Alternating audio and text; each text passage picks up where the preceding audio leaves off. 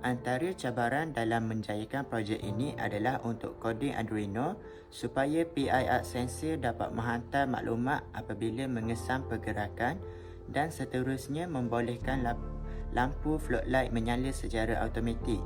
Selain itu, cabaran lain ialah untuk menyesuaikan voltan yang diterima daripada panel solar agar sesuai dengan Arduino dan juga komponen-komponen yang lain. Jika voltan berlebihan, ianya boleh merosakkan komponen serta berisiko menyebabkan wayar terbakar. Seterusnya, cabaran dalam menghasilkan batang pemegang untuk lampu floodlight dan sensor PIR, iaitu melibatkan proses pemotongan, pemelasan serta pengecatan batang besi. Hal ini kerana bagi mengelakkan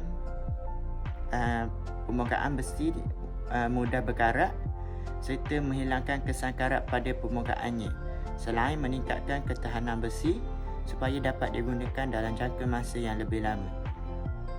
Akhir sekali, cabaran dalam menjayakan projek ini adalah merealisasikan kedudukan objek pada batang besi, termasuk penyekatan pendawaian menggunakan kabel tight serta perancang dan idea yang strategik bagi memastikan projek ini dapat dijalankan dengan lancar dan berkesan.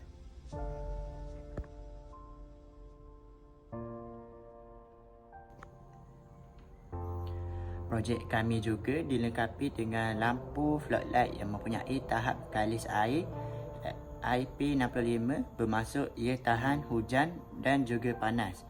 Ia juga sangat tahan lasat dan dilengkapi dengan 50 biji mentol LED memberikan pencahayaan terang dan merata. Selain itu, solar panel juga turut digunakan dalam projek ini untuk menukarkan cahaya matahari menjadi tenaga elektrik.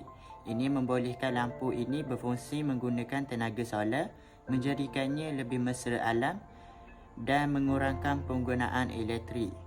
Seterusnya, solar charge controller pula berfungsi untuk mengawal pengecasan bateri supaya bateri tidak terlebih cas atau habis cas.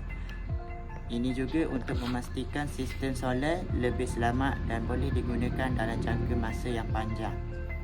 Akhir sekali adalah bateri boleh dicas semula menyimpan tenaga daripada solar panel, membolehkan lampu terus menyala pada waktu malam atau ketika cuaca mendung. Ini menjadikan sistem lebih cekap dan jimat kos.